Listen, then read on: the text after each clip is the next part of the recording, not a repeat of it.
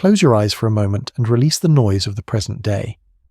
Let the constant hum of technology fade into the background until it becomes nothing more than a distant memory. Allow the glow of screens, so familiar, so persistent, to dim into darkness.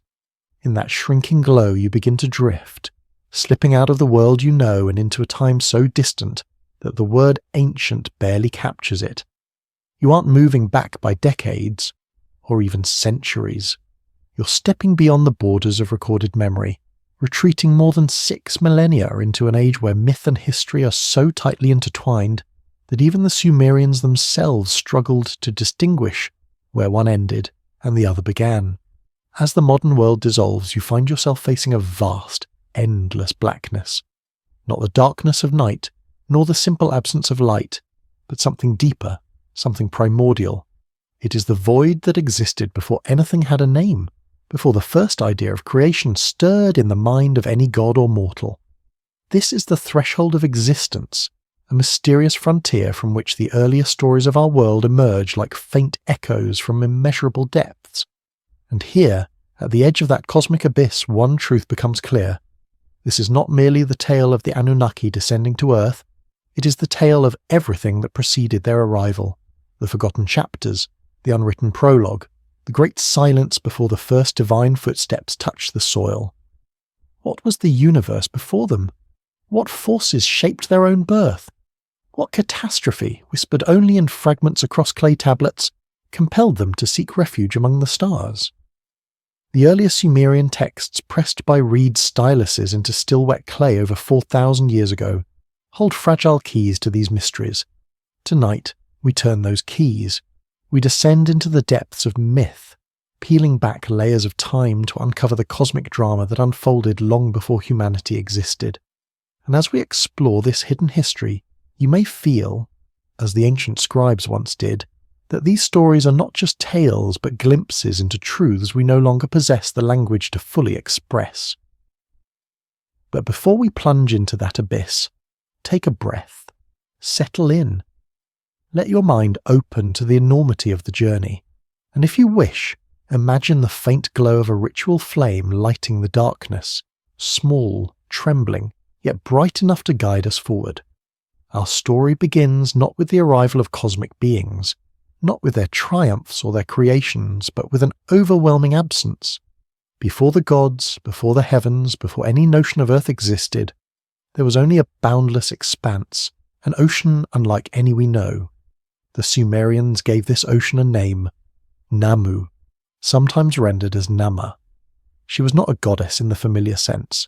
She had no form, no face, no temple carved in her honor. She was existence before existence, a vast, formless sea of potential that filled every corner of reality. Do not imagine waves rolling across a surface, nor water flowing in familiar patterns. Namu was something entirely different. A dark, undifferentiated mass in which everything that would ever exist lay dormant, waiting for the moment when possibility would first stir and shape would begin to form. She was the womb of creation, the silent cradle in which the seeds of the universe rested. In this cosmic ocean, nothing moved, nothing lived, nothing thought. Yet everything was already present in a state so raw and undefined that it defies the imagination. To the Sumerians, this idea represented one of humanity's earliest attempts to grapple with creation itself, not creation from nothing, but creation through separation, through the emergence of form from the formless. And so, from Namu's depths, the first shift occurred. Out of her dark waters emerged two beings, two principles rather than people, marking the universe's first division. These were An, the sky, and Kai, the earth. Their names sound simple, even plain, but in the Sumerian worldview they were not mere domains. They were the first distinctions within reality, the breaking apart of unity into two complementary forces. An was the high, unreachable firmament, not the blue sky we know, but a vast celestial dome holding back the waters above. Ki was the solid ground, the foundation of everything that would later come into being. Some later myths describe a dramatic separation between An and Kai, carried out by the wind god Enlil. but the oldest tablets whisper a gentler version, that sky and earth emerged already distinct, born not through violence but through differentiation, as if the cosmos itself exhaled and the formless ocean condensed into the first structure. Their separation was the first breath of creation, and though separated, Anunnaki did not remain apart. They came together in what the Sumerians called the sacred marriage, a divine union through which the first generation of gods was born. This act of cosmic fertility became the pattern for all future creation, both divine and mortal. From this union came three great deities who would shape all that followed. First was Enlil, lord of wind and air, the divine force that filled the space between heaven and earth, completing the separation begun at creation. Enlil's name means Lord of Breath or Lord of Air, and he embodied authority and order. Next emerged Enki, the god of fresh waters, wisdom and craftsmanship. His realm was the Abzu, a vast subterranean ocean that mirrored Namu's primordial sea. Enki was the problem solver of the gods, the one who understood the secrets of creation and transformation. He was the keeper of all knowledge necessary for civilization to flourish. The third great deity was Ninhursag, the primordial mother associated with mountains, fertility, and the generative power of the earth. She represented the nourishing aspect of creation, the force that allowed life to grow and flourish. Together with An, these deities formed the ruling council of the cosmos, a divine hierarchy that oversaw the developing universe. But they were not alone. Many other gods soon followed. Utu the sun, Nana the moon, Inanna the force of passion and conflict, Ereshkigal the ruler of the underworld, Nergal the god of plague and war, and countless others. The pantheon grew, each deity embodying a fragment of the natural world or human experience. To the Sumerians, the cosmos was layered, heaven above, earth in the middle, the Abzu below, and beneath even that the shadowy realm of the dead. Each realm had rulers, duties, boundaries and risks, and though these realms were normally separate, they were not impermeable. Gods could cross them, and crossing often brought consequences. But here, in the midst of this emerging order, the text introduces an astonishing concept, one that reshapes everything we might assume about these divine beings. The gods, powerful as they were, did not enter a perfectly crafted world. They had to build it. According to the ancient tablets, before humans existed, the gods themselves were forced to perform the hard labor of shaping the earth. They dug riverbeds, carved channels, raised mountains, and organized the chaotic landscape into a habitable world. Yet they did not do this willingly. For centuries, indeed for 3,600 years, a number that appears repeatedly in Sumerian cosmic cycles, a class of lesser gods known as the Agigi endured endless toil. They worked in darkness, heat, and mud. They grew exhausted. Eventually their resentment became unbearable.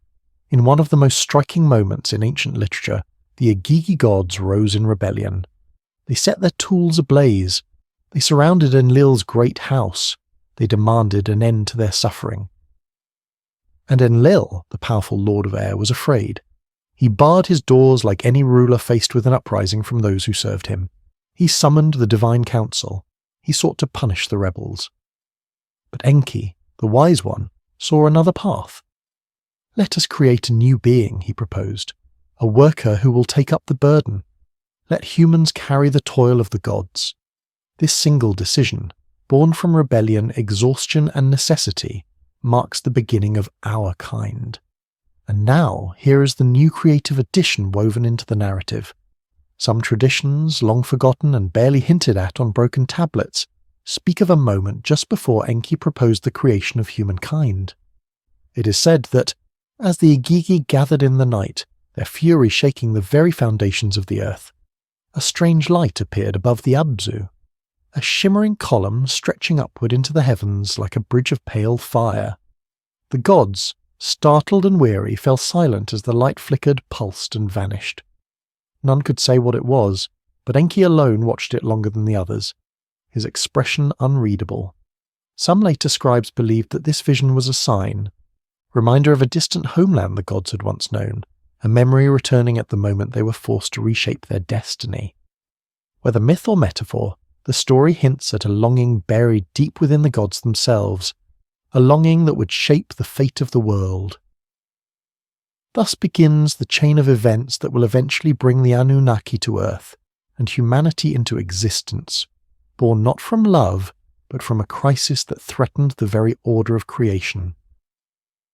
To understand why the Anunnaki chose to craft humanity, we must return to the moment of revolt, the night the Igigi abandoned their labour and demanded an end to their suffering. The tablets describing this uprising depict the event with a sharpness unusual for myth. These divine beings, exhausted after thousands of years of digging, dredging and reshaping the land, finally reached their breaking point. For centuries they had carried out a monumental engineering project. They carved the beds of the Tigris and Euphrates, redirected waters, shaped new boundaries, and imposed order on a landscape that had once been wild and shifting. Their work had been relentless, endless, and the resentment that simmered in silence finally erupted. When the gods, like men, bore the work and suffered the toil, the ancient text says, the burden was great, the labour was heavy, and the distress was immense. Generation after generation of Igigi bent their backs to the task, but even divine endurance has limits, and after 3,600 years, a number the Sumerians associate with a complete cosmic cycle, the Igigi could endure no more. In the dead of night, under a sky still raw with the memories of creation, the Igigi gathered. They threw their tools into the fire. They marched as one toward the house of Enlil, the great lord of air and command. They surrounded his dwelling, their faces marked not with reverence, but with fury. The scene feels almost shockingly human. A labour strike, a rebellion against unbearable conditions, a workforce demanding justice. When Enlil learned what was happening, fear gripped him. The tablets say he barred his doors, sending a messenger out to ask why the noise of the gods had risen like a storm. And when he heard their accusation, that their toil was killing them, he was enraged. How dare they defy their station? How dare they interrupt the grand plan of creation? Yet even Enlil, with all his authority, knew he could not resolve this alone. He summoned the celestial council. Anu descended from the heights of heaven. Enki rose from the depths of the Abzu. Together the ruling gods gathered to debate the crisis. It was here, at this council, that the voices of the Igigi were finally heard. Their spokesman stood before the assembly and declared, "Every one of us has declared war. We will no longer dig, no longer serve. The load is unbearable." His words, though carved in myth, resonate with timeless clarity, an immortal cry for relief. Enlil, furious, wanted to punish them. But Enki, the clever and compassionate god of wisdom, offered a radical alternative. "Let us create a new being," he said, "one fit to carry the toil. Let this new creature take on the burden that has grown too heavy for us." This was the moment humanity entered the cosmic story, not as a gift, not as an accident, but as a solution to a divine labour crisis. But why had the gods required such intense work in the first place? What were they building? The answer lies in Sumerian cosmology, which suggests a world still in flux, still needing structure and refinement. Some scholars interpret this as mythological poetry, describing natural processes like erosion and river formation. Others see something deeper, something resembling a large-scale terraforming operation. According to the ancient tablets, the gods were reshaping the physical world, stabilizing it, preparing it. This required precise engineering, heavy labour, and thousands of years of coordinated effort. It paints a picture of deities who are not omnipotent creators, but powerful beings bound by physical constraints, beings who needed workers, materials, and time. And if we read further across Mesopotamian myth, we encounter another layer, the great cosmic battle described in the later Babylonian Enuma Elish. Though not originally Sumerian, this epic draws on older traditions that existed long before writing. It describes a universe born out of conflict, shaped by the clash between younger and older cosmic forces.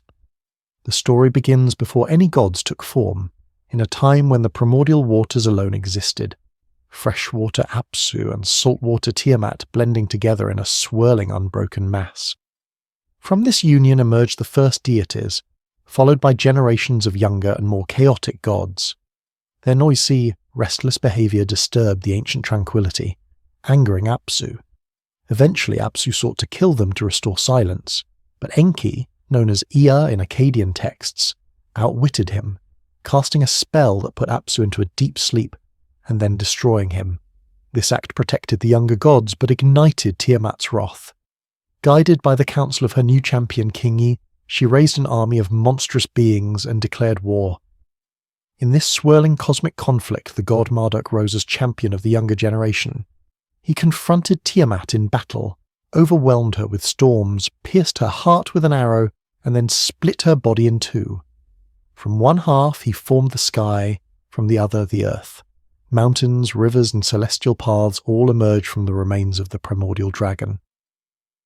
This myth, though dramatic, carries echoes of an older memory, a universe shaped by destruction, by fragmentation, by violent reordering. Some later interpreters, especially in the modern era, viewed this tale as a metaphor for astronomical events, perhaps a planetary collision, or the birth of the solar system through chaotic processes.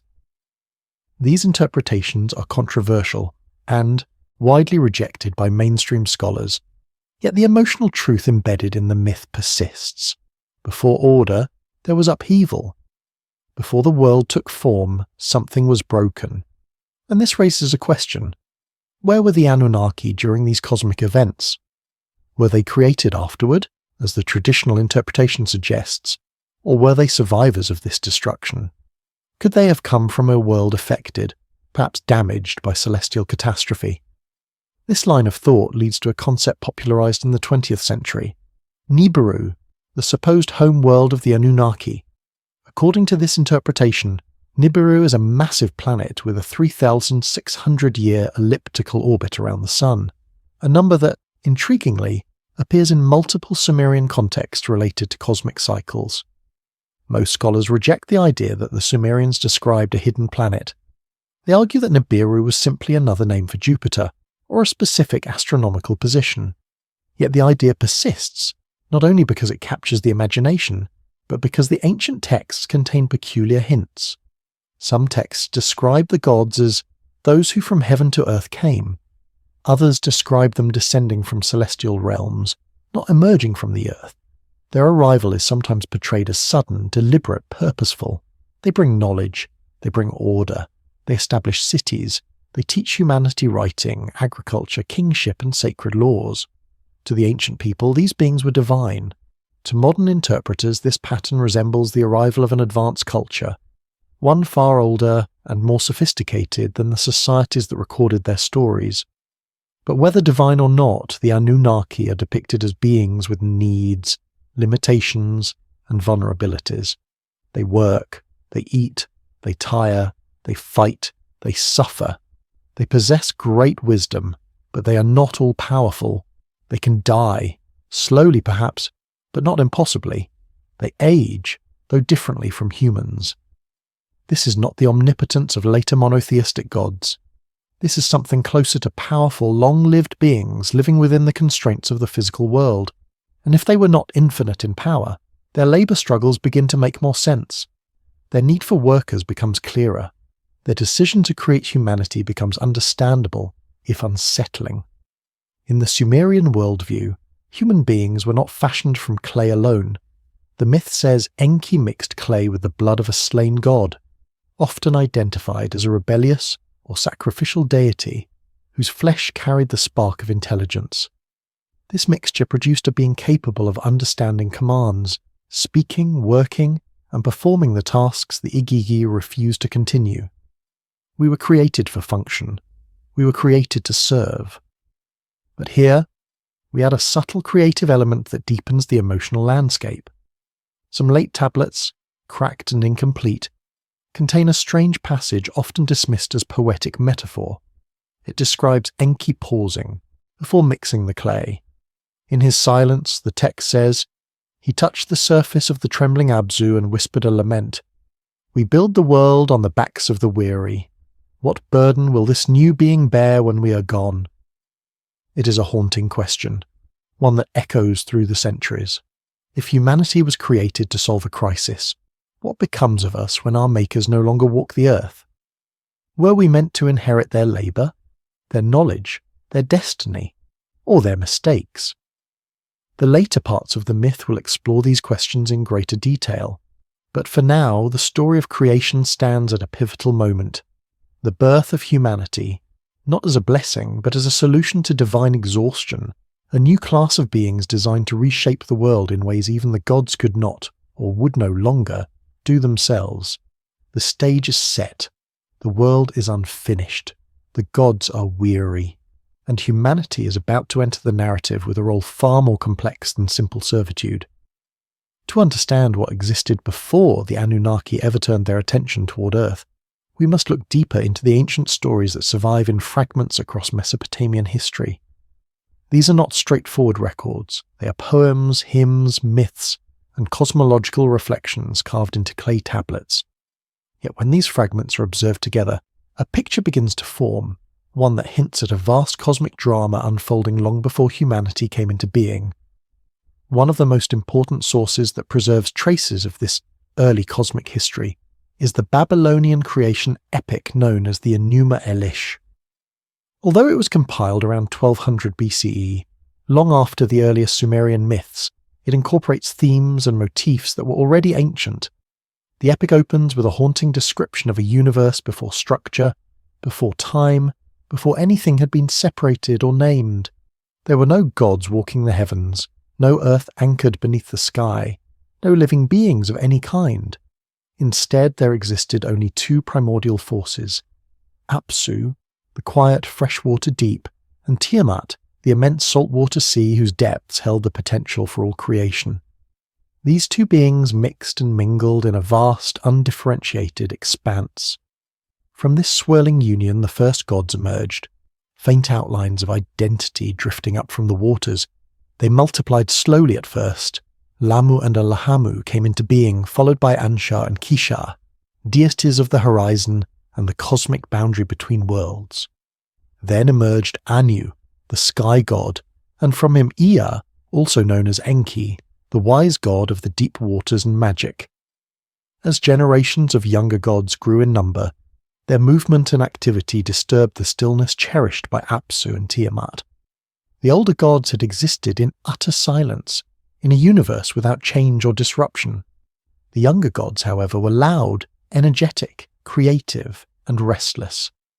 The epic describes how their noise filled the cosmos, leaving Apsu distressed and unable to rest. Finally, overwhelmed by the clamour, Apsu proposed something terrible, the destruction of the younger gods. He wished to restore the calm and stillness of the primordial age, a universe without sound or motion. Tiamat hesitated. Though troubled by the chaos, she still felt maternal affection for the deities who had sprung from her waters. But Apsu, encouraged by his advisor Mummu, remained intent on annihilation.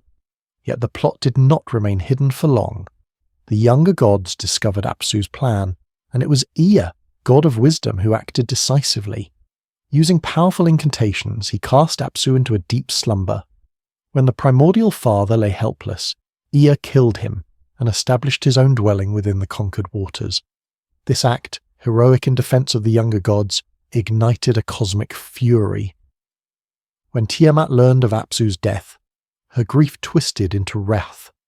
Encouraged by the elder gods who resented the reckless behavior of the new generation, she forged an army of monstrous beings, dragons, scorpion men, venomous serpents, storm creatures, and horrors born from chaos. She elevated Kingu as her new consort and entrusted him with the Tablet of Destinies, a symbolic object granting authority over all creation. Faced with this rising wave of destruction, the younger gods panicked. Even Anu, mighty king of the heavens, could not withstand Tiamat's terrible presence. All seemed lost until a new figure stepped forward, Marduk, the brilliant son of Ea. He offered to confront Tiamat, but only on one condition, that he be granted supreme authority over all the gods if he succeeded. In desperation, the divine assembly agreed. What followed was a battle unlike any other in ancient lore. Marduk armed himself with weapons of wind, storm, lightning, and fire. He rode a chariot drawn by creatures of flame and approached the monstrous form of Tiamat.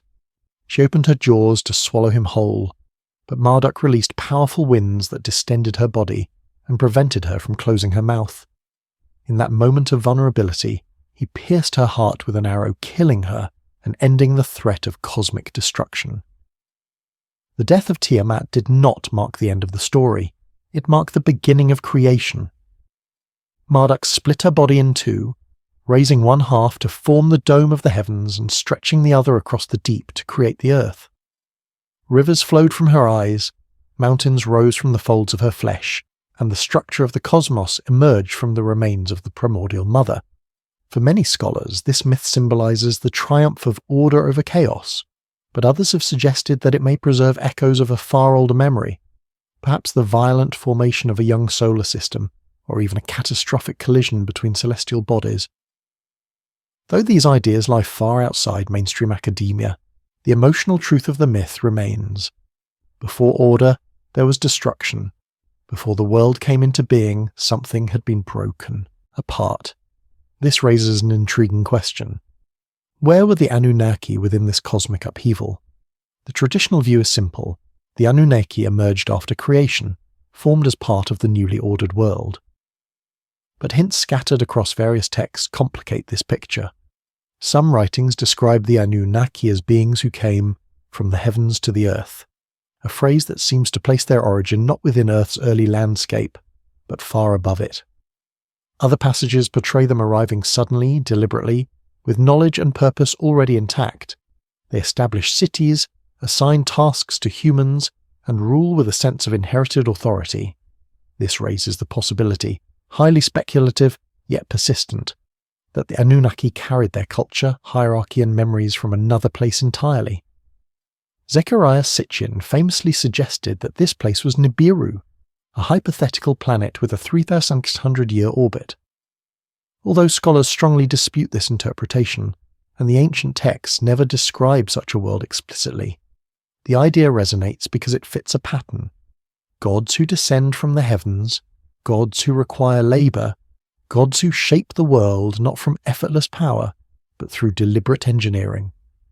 The Sumerians themselves described the gods as physical beings. They ate, drank, slept, argued, and exhausted themselves. They were not infinite or immaterial. They possessed needs, limitations, and emotions. They held councils, made political alliances, and experienced conflict within their ranks. Enlil and Enki were half-brothers whose rivalry shaped human destiny. Inanna sought power in every realm, driven by desire and ambition. The Igigi served as a labouring class beneath the Anunnaki elite. This structure resembles a highly organised society, not a purely symbolic pantheon. Combined with the persistent motif of the gods descending to Earth, it invites speculation about their origins. Were they survivors of an earlier world, perhaps one shattered in a cosmic disaster, like the mythical destruction of Tiamat? Did they inherit trauma from an age so ancient that later scribes could only record its remnants as myth? Some tablet fragments, rarely cited because of their broken and incomplete state, contain unusual lines about signs in the heavens observed before the Igigi revolt. These lines mention strange lights crossing the sky, tremors shaking both heaven and earth, and a deep unease among the gods, as if the universe itself echoed with memories of some ancient wound. Whether symbolic or literal, these fragments subtly imply that the divine beings carried the burden of an older catastrophe, one that remained unspoken yet ever present in their consciousness. This idea blends seamlessly with the image of the Anunnaki arriving on a young Earth not as carefree creators, but as builders, refugees, or exiles, tasked with reconstructing a world in the aftermath of cosmic turmoil. The myth of Tiamat, then, becomes more than a poetic account of creation. It becomes the shadow behind the Anunnaki story, a reminder that before they came to Earth, they too had endured conflict, upheaval, and transformation. In this light, the labour of the Igigi takes on new meaning. Their endless toil, carving rivers, shaping mountains, preparing the land, could reflect the massive task of terraforming a world not yet suited to their needs. Their revolt after 3,600 years becomes not just a complaint about hard labour, but a breaking point in a long struggle for survival, and the creation of humanity emerges as a turning point in this cosmic story. Humans were formed not simply as servants, but as participants in a project older than themselves, a project initiated by beings who carried within them the memory of a world long lost. Whether these myths speak of literal cosmic events or symbolic truths about creation, destruction, and renewal, their emotional force remains extraordinary. They depict a universe shaped not by serene omnipotence, but by conflict, choice, sacrifice, and escape. And they portray the Anunnaki not as abstract divine archetypes, but as complex beings whose history stretches back into an age before the Earth was formed. In their struggles, fears, and ambitions, we see reflections of our own story. The myths suggest that the gods themselves were shaped by forces beyond their control, carrying ancient burdens into the new world they helped create. Before they arrived on Earth, they had already lived through epochs of upheaval, and humanity, though unaware, became woven into the legacy of those forgotten ages. If we wish to understand what compelled the Anunnaki to leave their original realm, whether that realm was a planet, a celestial region, or a mythic domain beyond human comprehension, we must examine the clues hidden in the Sumerian texts describing the gods' behaviour after arriving on Earth. These writings, though fragmented and ancient, reveal something striking. The gods acted not as omnipotent, effortless creators, but as beings engaged in complex, demanding work. They toiled for centuries, organised labour among themselves, and eventually faced resistance from their own ranks. Such detail suggests a deeper story about their origins and the pressures that shaped them long before humanity existed. Many ancient tablets depict the gods performing intense physical labour upon their arrival. They dug river channels, shaped the terrain, cleared marshlands, and constructed massive structures that would later serve as the foundations for early cities. These were not symbolic actions. The descriptions are precise, repetitive, and astonishingly specific, as if the scribes were recording memories rather than metaphors. The gods grew tired. They complained. They expressed frustration with their burdens. Over time, their work became so overwhelming that the Igigi, the lower class of divine labourers, rose in open rebellion. This rebellion eventually led to the creation of humanity, a solution to relieve the gods of their exhausting tasks. But beneath this practical narrative lies another layer, hints of an earlier catastrophe or crisis that might explain why the Anunnaki were so invested in reshaping the world. Some myths describe the heavens trembling, the gods fleeing from dangerous forces, or entire realms being torn apart. These references, though cryptic, suggest that the divine hierarchy did not originate in perfect stability. Instead, it may have emerged from upheaval, perhaps even from the destruction of a homeland. The later Babylonian text Numa Elish speaks of a cosmic war in which Marduk defeats Tiamat, the primordial mother, and shapes the world from her shattered body. Although scholars view this as myth, the story resonates with the idea of a universe shaped through violent restructuring. If such a myth reflects even a faint echo of cosmic events, then perhaps the Anunnaki themselves were survivors of this upheaval, carrying the trauma of their origins into their work on Earth. The possibility that the gods came from another world is reinforced by the way ancient texts describe their dwelling places. The Sumerians believed the cosmos was structured in multiple layers: the heavens above, the earth at the centre, and the underworld and deep waters beneath. The highest heaven belonged to An, the sky god, and it was from this distant, unreachable place that the Anunnaki were said to descend. In several myths they arrive from the place where the sun rises, or from the distant heavens, phrases that seem to imply a literal point of origin rather than a symbolic direction. The names given to the Anunnaki carry similar implications. While scholars translate Anunnaki as the princely seed, or offspring of An, a popular and older interpretation suggests something more mysterious: those who from heaven to earth came. Although not a scholarly translation, This reading captures a widespread ancient belief that the gods arrived from above, descending to impose order on a world that was not yet habitable. The temples they built on Earth were not abstract shrines, but literal dwellings, conceived as the physical homes of the gods. These temples had kitchens, sleeping chambers, courtyards, and throne rooms. They required daily maintenance. Priests fed the gods by offering meals, clothed their statues, washed them, and performed rituals to ensure their comfort. These practices were not symbolic gestures, but acts of service to divine beings believed to be physically present. This paints a striking picture. The gods lived among humans, needed sustenance, and occupied real structures. Details like these indicate that the Anunnaki were not immaterial beings, but corporeal ones. They could grow tired, hungry, angry, and afraid. They could be wounded. Some myths even suggest they could die. Although their lifespans were vastly longer than those of humans, they required tools and technology. They travelled. They interacted with the environment.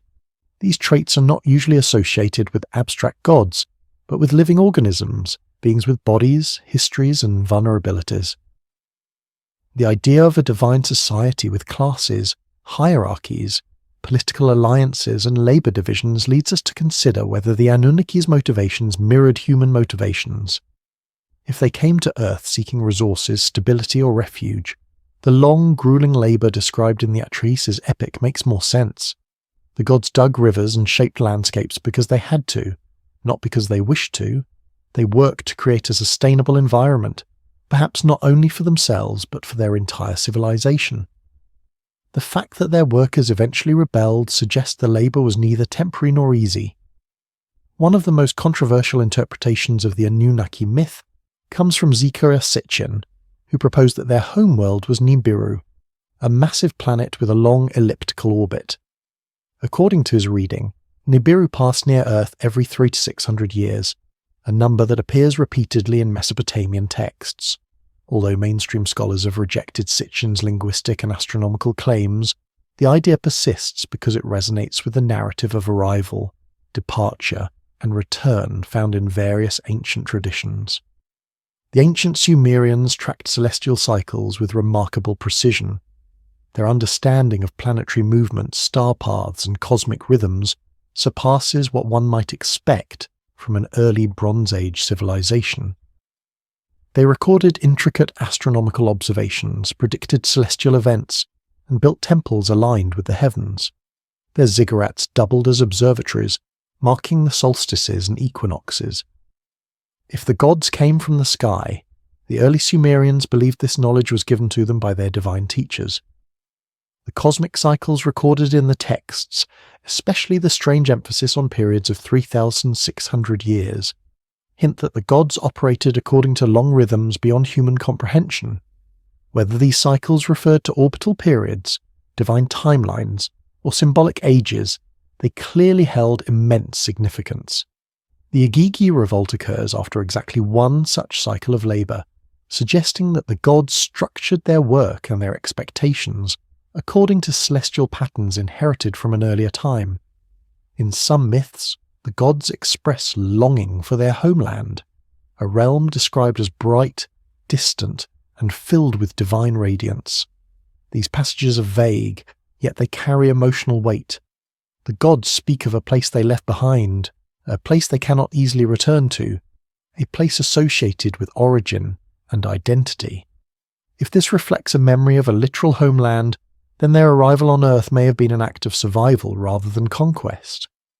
And here, as part of this rewritten narrative, we include a subtle creative addition that enriches the myth without altering its core meaning.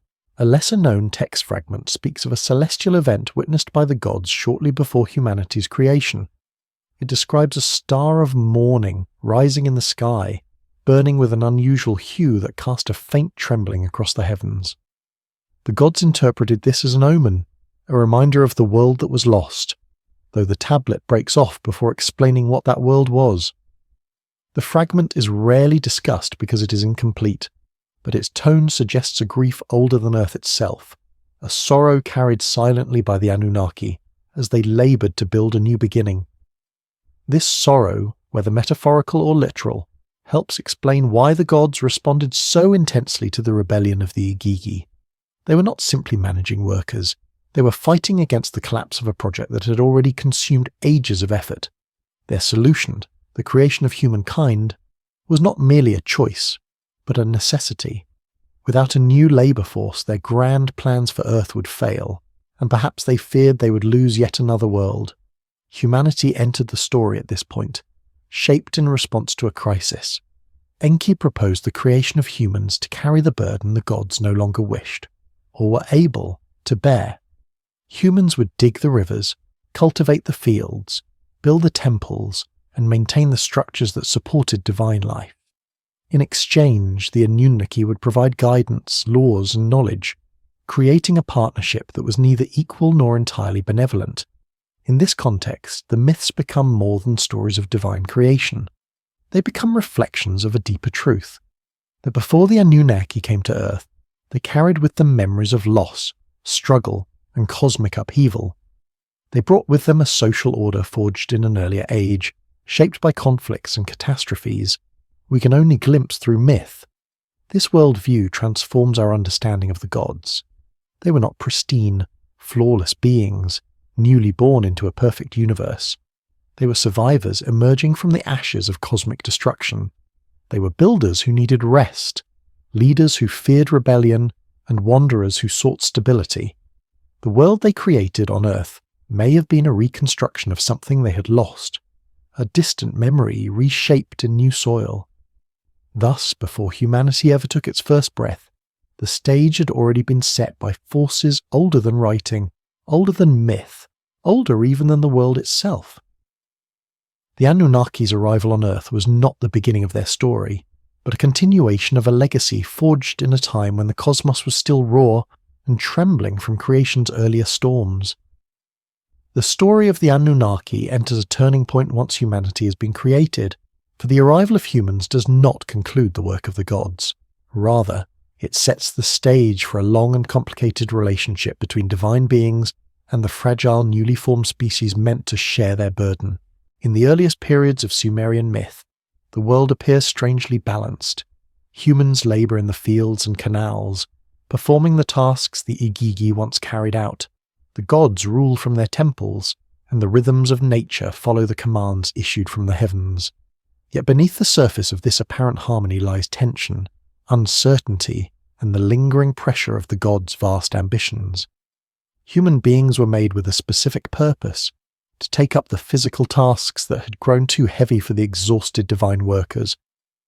But the presence of mortals also introduced complexities the gods had not anticipated. Humans brought noise, vitality, desires, and a constant demand for guidance. Their numbers grew steadily, nourished by the fertile regions shaped through divine engineering.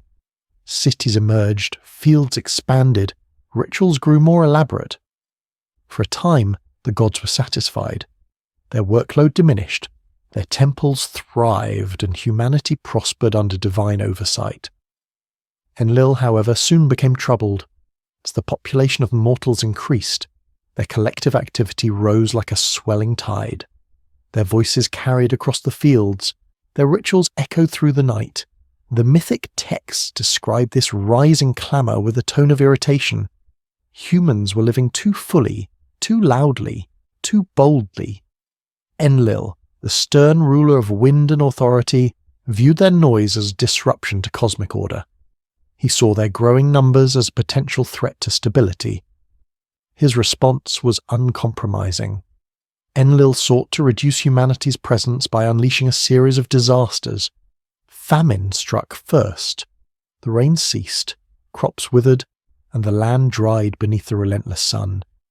Mortals scattered in search of food, but the famine deepened until despair covered the region. Those who survived turned their cries toward the gods, begging for mercy. Enki, moved by compassion, or perhaps by foresight, intervened quietly. He instructed humans in techniques to survive the famine, ways to cultivate hidden patches of soil, to irrigate with stored water, to grow resilient plants.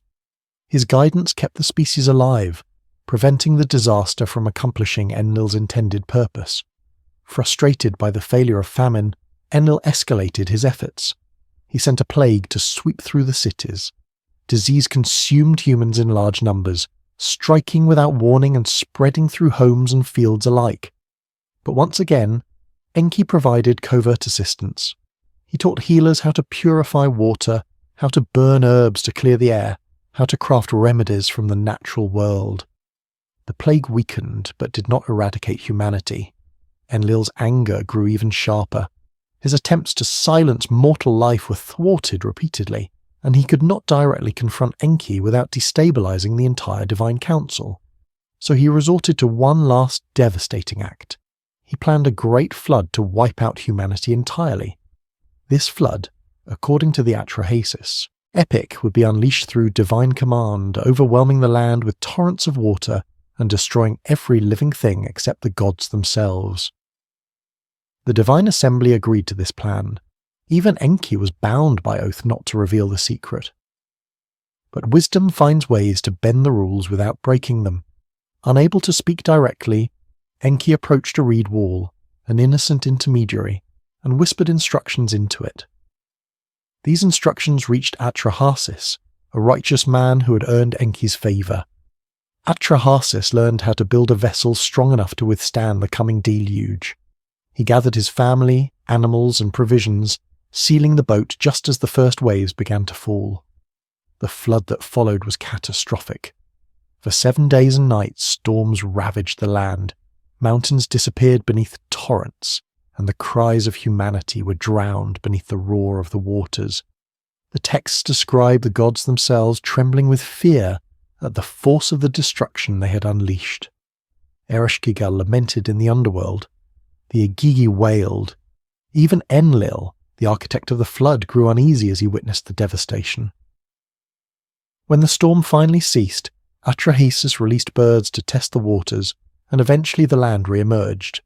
The floodwaters withdrew, leaving behind a world stripped of life. The few survivors, preserved by Enki's intervention, disembarked and began to repopulate the earth. When Enlil discovered this, his fury was immense, but Enki defended humanity, arguing that mortals were necessary for the functioning of the world. Without humans, who would maintain the fields, temples, and canals? Who would ensure the gods received offerings? The divine order required human presence. A compromise finally emerged. Humans would continue to exist, but new measures would be introduced to limit their numbers. Lifespans were shortened. Fertility cycles were altered. Sickness and mortality became woven into the human condition. These controls ensured that humanity would never again rise to numbers or noise levels that threatened Enlil's authority. In the centuries that followed, humans and gods began a delicate partnership. Temples became centers of both divine presence and urban organization. Priests acted as mediators between realms. Rituals ensured that the gods' needs were met. Offerings of grain, meat, beer, and incense filled the temple storehouses, sustaining the divine dwellers. In return, the gods granted protection, prosperity, and the continuation of life. Yet even with this balance restored, the myths continue to hint at tensions within the divine family. Enlil's stern governance clashed with Enki's compassion and ingenuity. Inanna's quest for power created ripples across the lands. Nergal's involvement with the underworld introduced themes of death and punishment. Ereshkigal ruled her realm with an iron grip, embodying the inescapable certainty of mortality. Each god carried unique traits, desires and fears, and these shaped the fate of humanity as much as any cosmic law. Amid these dynamics, a curious detail emerges from lesser-known fragments. The gods periodically withdrew from the world for reasons never fully explained. During these absences, the texts describe a dimming of their influence, as if the heavens themselves grew quieter. Kings acted more independently, disasters increased, and rituals intensified in an attempt to draw the gods' attention back to Earth. Some scholars interpret these passages symbolically, but others believe they reflect cycles in which the gods retreated to higher realms or to distant stations in the cosmos. It is during one of these mysterious periods of withdrawal that we encounter a rare and evocative creative enhancement woven seamlessly into the mythic narrative. A fragmented tablet from the ruins of Sippar describes an unusual event witnessed by priests during the night sky's darkest hour. It tells of a wandering star that appeared unexpectedly, glowing with a cold, glass-like shimmer. This star moved in a pattern unlike any known planet, drifting slowly across the heavens before vanishing behind the horizon.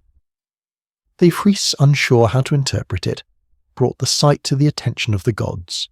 The response recorded on the fragment is cryptic. It is the reminder of the journey we have taken and the distance we have lost. The text breaks shortly after, but the wording suggests a memory, a connection between the gods and some distant celestial origin, now unreachable except in rare reflections across the sky. This detail does not alter the core narrative, but it deepens the emotional atmosphere. It hints that the Anunnaki looked upward with longing, recalling a place no longer within their grasp. Whether symbolic or literal, the fragment suggests the gods carried old griefs, old distances, and old wounds. Their presence on Earth was not simply the imposition of power, but part of a larger story of wandering, rebuilding, and reconciliation with the past. As humanity repopulated the land after the flood, the earliest cities rose from the mud brick foundations the gods had previously established. Eridu, Nippur, Uruk, Kish, and Lagash became focal points of human divine activity. Each city had its patron deity and its sacred precinct, a direct channel through which divine influence flowed. Humans learned the arts of writing, agriculture, mathematics, and astronomy, skills attributed to instruction from the gods themselves. Knowledge, once held exclusively by the Anunnaki, now entered the human domain.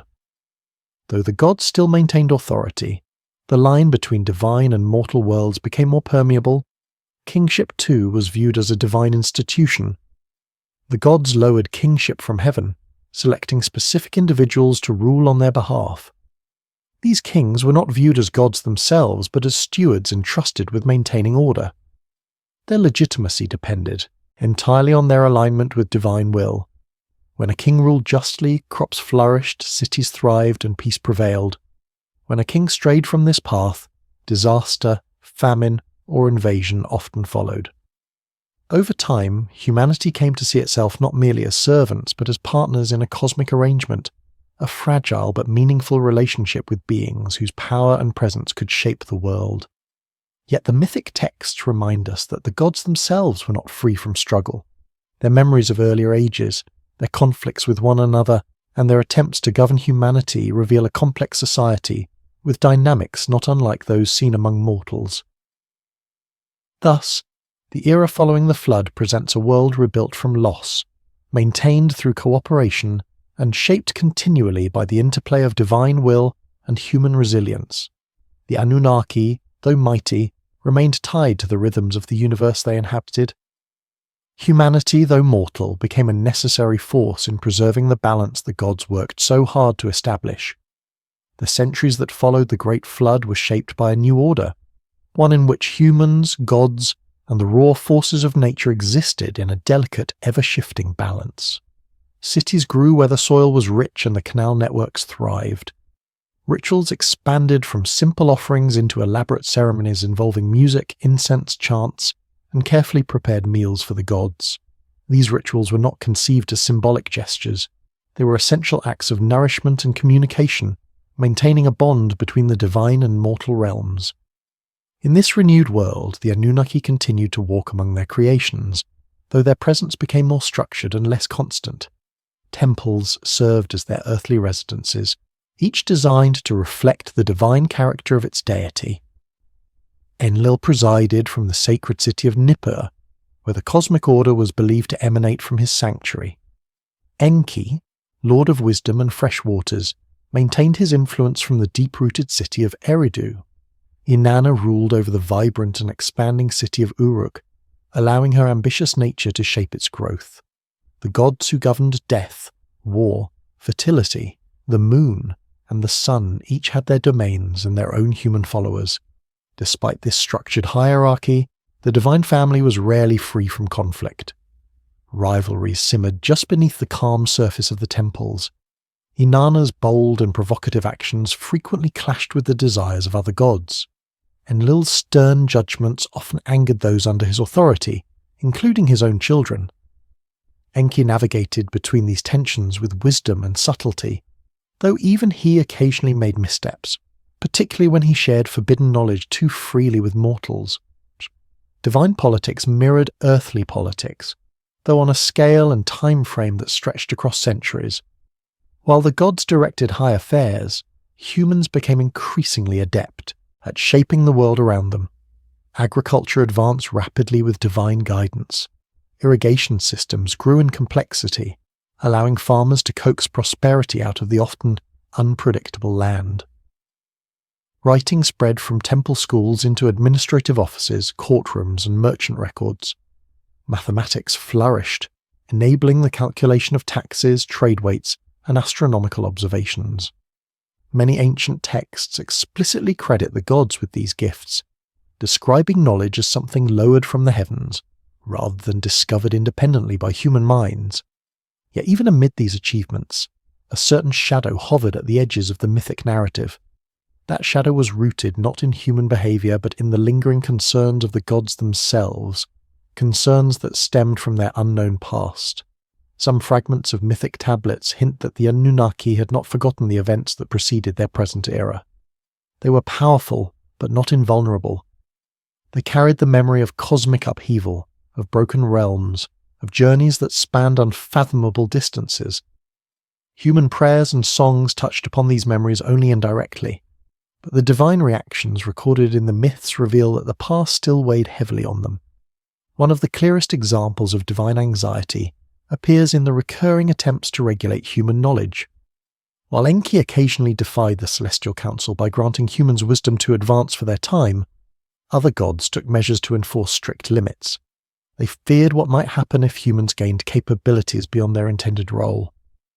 The flood itself had partly been a response to such fear, a fear that humans were growing too numerous, too loud, or perhaps too unpredictable. After the flood, the gods introduced shorter lifespans, lessened fertility, and the inevitability of death as safeguards against another imbalance. Despite these limitations, humans proved remarkably resilient. They rebuilt their communities, restored their fields, and revived their connection to the gods. Temples rose again, stronger and grander than before. Kings legitimized their authority by claiming descent from divine lines, or by proclaiming that their rule had been decreed directly by the celestial assembly. The gods responded by maintaining a presence that was both demanding and generous, granting victory in war, sending rains for the harvest, and offering visions to seers and priests. Among the divine figures who shaped this period, Inanna stood out as a force of transformation. She embodied contradictions, love and war, fertility and destruction, beauty and terror. Her mythic journey into the underworld demonstrated her fearlessness as well as her vulnerability. When she descended into the realm of her sister Ereshkigal, she passed through 7 gates, surrendering her garments and symbols of power one by one. She arrived naked and humbled before the Queen of the Dead, only to be judged and struck down. Her eventual return to the living world required sacrifice and substitution, revealing the inescapable balance between life and death. This narrative carried profound symbolism, but it also reflected the internal complexity of the divine family. Ereshkigal, isolated in the underworld, ruled with absolute authority yet bore the weight of cosmic sorrow. Her realm was necessary but feared, inevitable but avoided. Nergal, the god associated with war and pestilence, eventually joined her as consort, adding another layer of paradox, the union of destruction with ultimate stillness. Their presence in the mythic landscape ensured that death remained an ever-present boundary, one that even gods could not casually dismiss. Amid such stories, humanity found its place, small but essential. Mortals bridged heaven and earth by performing rites, interpreting omens, and building monuments. The kings who ruled the cities were often portrayed as shepherds chosen by the gods to guide their people. Their authority depended entirely on divine favour. A ruler who ignored the god's will could plunge an entire city into ruin. Conversely, A ruler aligned with cosmic order could turn a humble settlement into a thriving centre of culture and trade. The gods, however, did not always agree on which ruler deserved their support. At times, rival deities backed opposing kings, resulting in geopolitical tensions that mirrored divine rivalries. Wars among cities were often interpreted as reflections of divine conflict occurring simultaneously in the heavens. When Uruk rose to power under Inanna's favour, it did so with a vibrancy unmatched by any other city-state. When Nippur prospered, it was seen as a sign that Enlil's authority remained undisputed. Eridu's sacred status persisted because it was believed to be the very first seat of divine presence on Earth. Even the arrangement of temples across the landscape reflected cosmic order. Ziggurats reached skyward like mountains carved by human hands, acting as stairways for the gods to descend. Their construction followed precise ratios, aligning with celestial movements and marking solstices, equinoxes, and planetary cycles. These structures symbolized humanity's desire to meet the gods halfway, creating physical anchors for beings who belonged to another realm, yet walked the earth in tangible bodies. Despite the magnificence of their temples and rituals, the gods remained enigmatic in their motivations. Their interactions with humans often revealed conflicting emotions: affection, pride, annoyance, even jealousy. Some myths portray the gods as genuinely caring for their human creations, while others show them acting out of self-interest or fear. The divine world was as complicated as the human world it governed. The fragments of ancient tablets discovered across Mesopotamia occasionally hint at moments when the gods gathered in council to debate the direction of immortal affairs. These gatherings involved discussions of justice, fertility, warfare, kingship, and the balance of natural forces. They also reveal subtle glimpses of divine apprehension, uncertainties that might have been rooted not only in the present, but also in events from ages long forgotten by humanity. It is here that a gentle creative addition enriches the narrative. One fragment found near the ruins of Lhasa contains a short, damaged inscription describing a conversation between two unnamed gods who observed a strange disturbance in the sky. The text is incomplete, but one line reads, "It returns as a ghost of light, a memory we cannot grasp." Another line adds, "If it seeks us, we must be ready." The meaning of this exchange remains obscure, but it suggests that something beyond Earth, perhaps a celestial phenomenon or a distant remnant of the gods' past, occasionally resurfaced to unsettle them. Whether this was fear, longing, or vigilance is unclear, but the fragment reinforces the notion that the divine beings remained deeply aware of their origins. Even as these shadows lingered in the heavens, life on Earth continued to flourish. Trade networks expanded along the rivers. Seas connected distant lands, bringing goods and cultural exchange. Writing evolved from simple accounting into storytelling, poetry, law codes, and philosophical speculation. Art and craftsmanship advanced, producing beautifully carved seals, intricate jewellery, and sturdy architecture that still stands today. Humanity became increasingly confident in its ability to navigate the world and interpret the signs sent by the gods. Yet despite this growing autonomy, mortals never forgot the divine presence woven into every corner of their existence. Each storm, eclipse, drought, or unexpected fortune was attributed to the will of the pantheon. Priests studied celestial movements to predict the moods of the gods. Kings commissioned monumental inscriptions to celebrate divine blessings. Families offered prayers to household spirits for protection and prosperity. The world was alive with unseen forces, and the gods remained at its centre. The myths of this era portray a universe that is neither rigid nor chaotic, but balanced by constant negotiation between power and limitation. The Anunnaki wielded tremendous authority, yet they were bound by cosmic laws that even they could not break. Humanity was fragile and short-lived, yet capable of remarkable achievements. Between these two extremes lay the drama of existence, a shared story shaped by labour, sacrifice, ambition, and memory. As the city-states grew into powerful centres of culture and administration, humanity took on responsibilities that would have been unimaginable in earlier ages. But even as humans expanded their role, the echoes of the gods' ancient past remained woven into their rituals and stories. Every offering, every festival, every architectural masterpiece was, in some way, a tribute to the beings who had walked the earth long before the flood reshaped the world. Life in the ancient cities continued to develop in complexity as generations passed, and with each generation the relationship between humans and the gods deepened. Temples grew not only in size but in influence, acting as centers of administration, economic activity, and celestial observation. In these sacred spaces, priests interpreted omens, recorded harvest yields, taught writing to scribes, and maintained the delicate rituals believed to sustain the balance of cosmic order. Each temple represented more than a building. It was a living bridge between earth and the heavens, a place where the divine presence lingered in the air like a breath of fragrant incense. The gods, though distant at times, were never entirely removed from human lives. They expressed their will through dreams, signs in the sky, the sudden fortune of a city, or the collapse of a king's authority. Their influence was subtle and enormous at once. When a ruler restored justice, cleansed a temple, or quelled a rebellion, it was understood that he acted with divine approval. When a king faltered, famine or drought would follow as reminders that divine order had been disturbed. In this way, the ancient world resembled a stage on which both mortals and immortals played their roles, their actions interwoven in ways neither side fully controlled.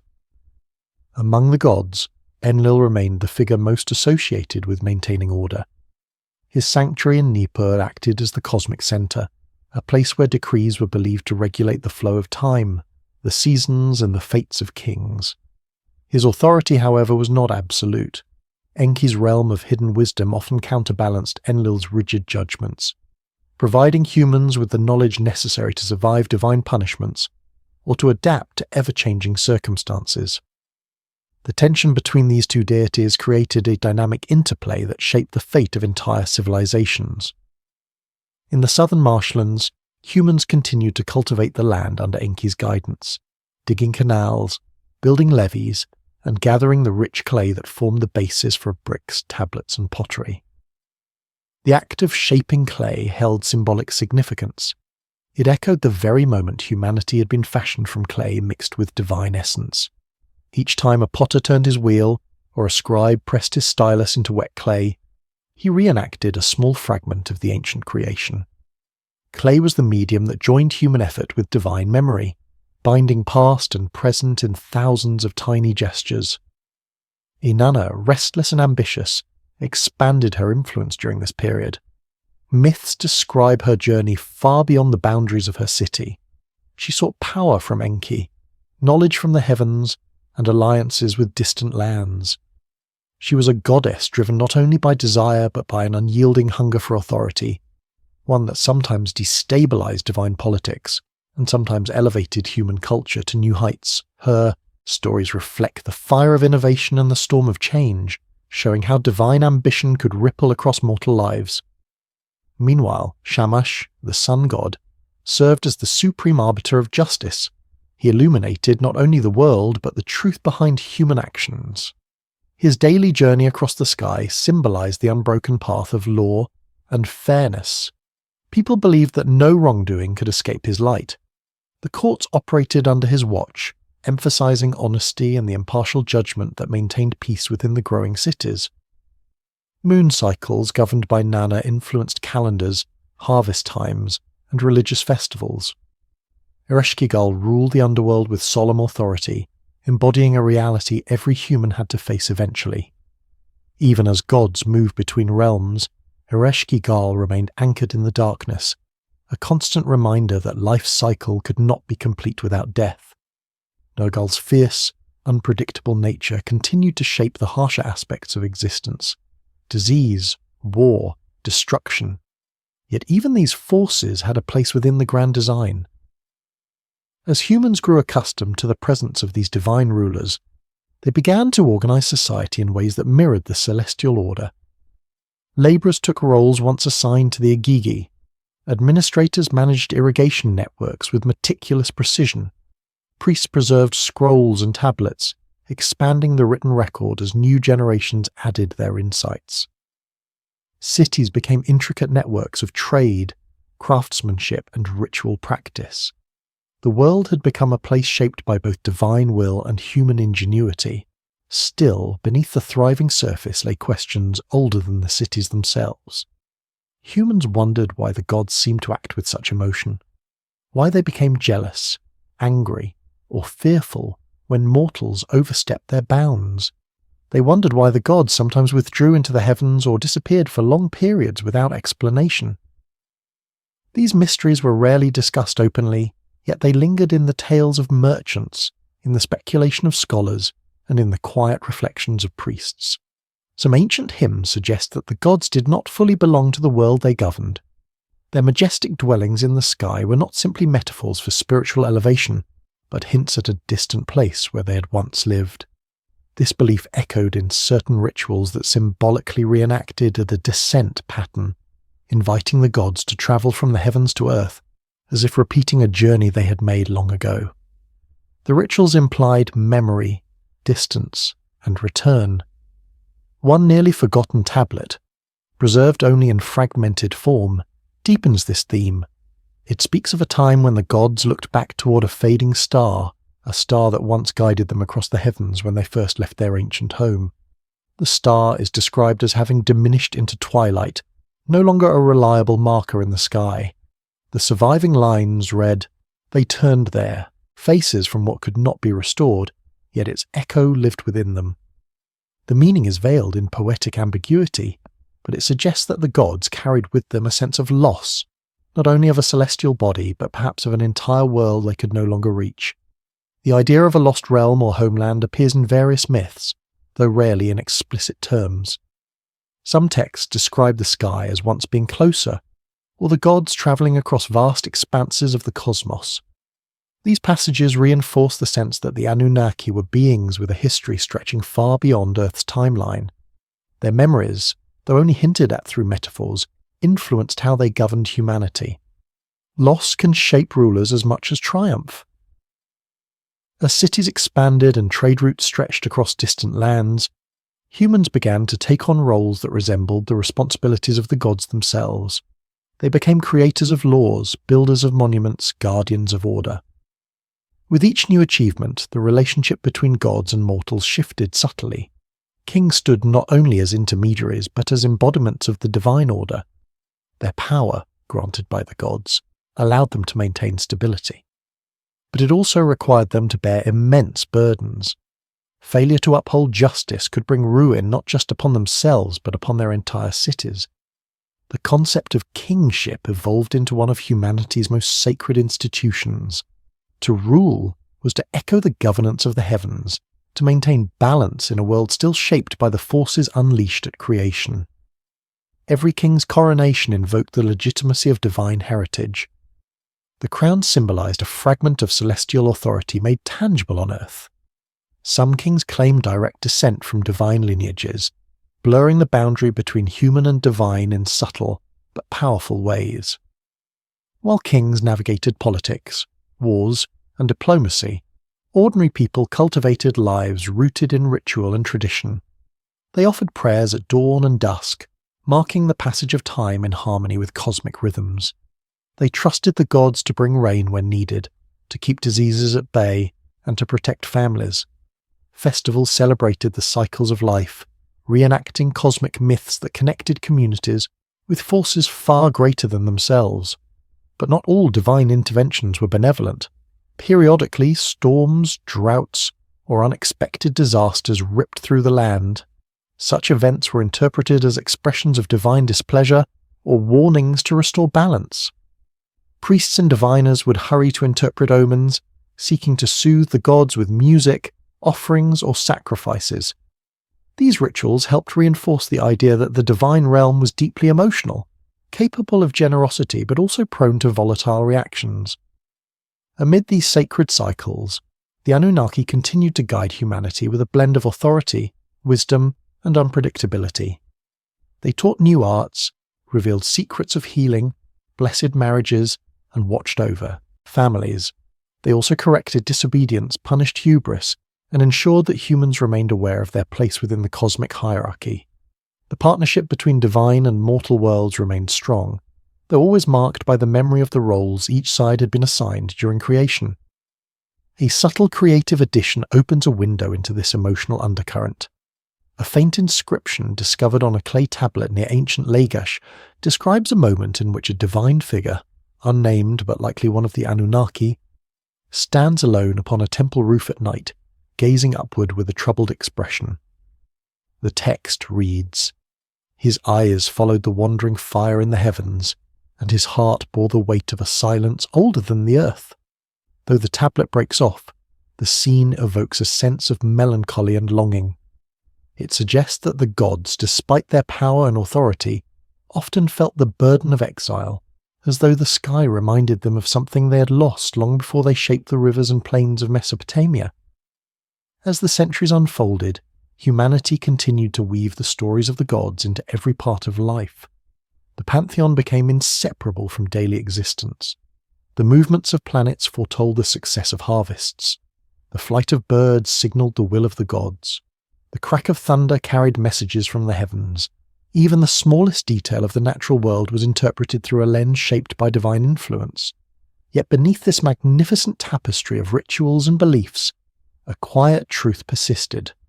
Both gods and humans were travelers on a journey shaped by creation and destruction, memory and renewal. The Anunnaki had brought order to a chaotic world, but their journey was far from over. Their presence remained both comforting and unsettling, a reminder that the universe was much older and more mysterious than the cities rising along the banks of the Tigris and Euphrates. As generations passed, and the ancient world continued to rise from its early foundations, humanity slowly stepped into a role far greater than the one first envisioned for it. Though created as labourers to ease the burdens of the divine, humans adapted with remarkable speed. They built cities that mirrored the heavens, shaped laws that reflected divine justice, and recorded their memories on clay so that nothing would vanish entirely into the silence of time. The gods observed all of this with a mixture of pride, curiosity, and apprehension. For while humans could never rival the power of the Anunnaki, their creativity and resilience revealed potentials that even the gods had not anticipated. The Sumerians described their earliest cities as gifts from the gods, lowered from the sky and established on earth as centres of order. But as centuries unfurled, the relationship between the cities and the gods shifted. Humans became more than servants. They became caretakers of sacred heritage. Priests transmitted rituals from one generation to the next. Kings acted as mediators between the celestial and earthly realms. Craftsmen shaped materials with an artistry that seemed almost divine in its precision. Even the fields, once barren without divine intervention, flourished under the careful hands of farmers who understood the cycle of seasons better than some of the younger gods themselves. Still, the gods remained woven into every moment of human life. Enlil continued to oversee the flow of cosmic order, ensuring that justice and balance prevailed.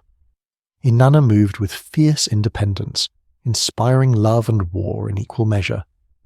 Nanna guided the lunar rhythms that structured calendars, agricultural planning, and religious festivals. The sun god Shamash illuminated truth in courtrooms and homes alike, his piercing light uncovering both wrongdoing and hidden virtue. Ereshkigal presided over the underworld, her silent realm reminding all mortals that life's brilliance was inseparable from its inevitable end. At times, the divine presence felt immediate, as though the gods walked among humans in the dusty streets of Uruk or the sacred precincts of Eridu. At other moments, they seemed distant, retreating into realms beyond mortal comprehension. This shifting presence shaped the emotional texture of human life, hope mixed with fear, devotion tempered by uncertainty. People wondered why the gods intervened so decisively at some moments and remained silent at others. Why did certain cities prosper under divine favour, while others crumbled despite fervent devotion? Some ancient texts hint that the gods themselves grappled with these questions. Their memories extended into ages long forgotten by mortals, and the weight of those memories often shaped their decisions. Though powerful, the Anunnaki were not free from the burdens of experience. They carried with them the scars of cosmic upheaval, the loss of realms now impossible to reach, and the constant responsibility of maintaining order in a universe that seemed always one step away from reverting to chaos. As the ancient cities matured into complex civilizations, humanity began exploring worlds beyond the divine narratives they had inherited. Scholars charted star paths with increasing accuracy. Astronomers predicted eclipses, tracked the wandering planets, and measured time with a precision unparalleled in the ancient world. These advancements were not seen as challenges to divine authority, but rather as extensions of divine knowledge, gifts that allowed humanity to engage with the universe more fully. Yet the deeper humans looked toward the sky, the more they sensed echoes of the gods' distant past. The stars seemed to whisper of journeys forgotten by mortals, but remembered by the divine. Every constellation carried a story, and every celestial movement reflected rhythms older than the earth itself. Some priests claimed that the gods had once walked among those distant lights, travelling through realms beyond the reach of mortal imagination. Others argued that the stars were reminders of promises made before the flood, promises of renewal and balance that continued to shape the fate of humanity. This sense of cosmic memory appears in a number of hymns and laments. One particularly evocative piece describes a ritual in which worshippers sang toward the morning star, calling it the traveller's light, and the eye that has seen worlds beyond our birth. The hymn suggests that the star functioned as both a guide and a symbol, an emblem of the gods' long journey, and a reminder that the universe held mysteries far larger than the struggles within any single city. Trade routes expanded outward, carrying not only goods, but ideas. Merchants brought stories from distant lands, tales of other gods, other heroes, other floods. These narratives blended with Sumerian traditions, reflecting the interconnected nature of the world. Over time, the myths of the Anunnaki evolved as well. Some stories became more elaborate, others simplified, and still others merged with beliefs carried by travellers from the mountains or the coast. In this blending of cultures, the divine narrative grew richer, more layered, and increasingly symbolic. Yet even as myths transformed, the core presence of the gods remained constant. Their influence could be felt in the structure of the calendar, in the laws carved into stone, in the rituals performed at seasonal festivals. Kings justified their power through divine mandate, while common people found comfort in the belief that the gods watched over their daily lives. Through cycles of drought and harvest, war and peace, expansion and collapse, the connection between humans and the Anunnaki endured, adapting to the shifting realities of time. The gods, however, were not untouched by the passage of ages. Their dominion, once absolute, became more diffuse as humans grew more capable of shaping their own world. Divine interventions became rarer, though still powerful when they occurred. Some myths suggest that the gods began retreating gradually from the everyday affairs of mortals, focusing instead on larger cosmic concerns. Their interactions with humanity became more selective, more symbolic, as though the partnership formed after the flood had matured into something less dependent on constant oversight. Despite this subtle withdrawal, the gods never vanished entirely. Their presence lingered in the architecture of cities, the encoded wisdom of tablets, and the celestial rhythms charted by generations of astronomers. Even when a temple fell into ruin, its foundation stone still resonated with the memory of divine footsteps. Each abandoned ziggurat stood like a fossil of an earlier age, marking the sites where the heavens once touched the earth. As centuries layered themselves upon civilizations, new empires rose and fell across the land once ruled by Sumerian kings. Akkadians, Babylonians, Assyrians, and countless others inherited the stories of the Anunnaki, reshaping them to fit their own beliefs and political aspirations. The gods' identities shifted with each culture, but their essence remained. Enlil became Elil, Inanna transformed into Ishtar, Enki into Ea. Their names changed, but the stories continued. Speaking of divine power, cosmic memory, and the intricate connection between creation and responsibility, even in these later retellings, subtle hints of the gods' distant origin still appeared. Some texts describe the heavens as layered realms with gates guarded by divine beings. Others spoke of radiant chariots that traversed the sky, carrying messages between worlds. A few rare fragments alluded to a realm beyond the farthest star, a place unreachable by mortals but remembered by gods who no longer walked freely within it. These hints, though sparse, preserved the idea that the Anunnaki came from a place far beyond the earth they shaped. Here a gentle creative enhancement blends seamlessly into the narrative. A damaged tablet found near the ancient city of Mari includes a poetic line attributed to a priest who recorded a vision during a lunar festival. The line reads, "In the silent hour a voice rose from the heavens. We built on borrowed ground under a sky that remembers." The meaning remains ambiguous, yet its imagery evokes an ancient truth, that the gods themselves recognize their time on earth as part of a much larger story, one shaped by wanderings and losses older than humanity could comprehend. As the great empires of Mesopotamia eventually gave way to new powers and new beliefs, the stories of the Anunnaki did not disappear. They transformed, they scattered, they embedded themselves in the myths of neighboring cultures, influenced later religious symbols, and left traces that scholars still uncover in forgotten libraries of clay and stone. Their legacy endures not only in ancient writing, but in the very concept of powerful beings descending from the sky, guiding or ruling humanity, a theme echoed across civilizations separated by oceans and millennia. Even today, the Anunnaki live on in the collective imagination, not as distant myths, but as symbols of an ancient recognition that humanity is part of a universe far larger and more mysterious than it first appears. They embody the idea that creation is intertwined with conflict, that order must be continually renewed, and that memory, whether divine or mortal, shapes the world in ways we rarely recognize. And so, the story reaches its quiet conclusion. The gods who once walked beside humans withdraw into realms beyond sight, yet their echoes remain in the stones of old temples, in the patterns of the stars, and in the stories preserved across ages. Their journey, shaped by creation and exile, loss and renewal, continues to inspire those who look toward the heavens and wonder where the first footsteps of the gods truly began.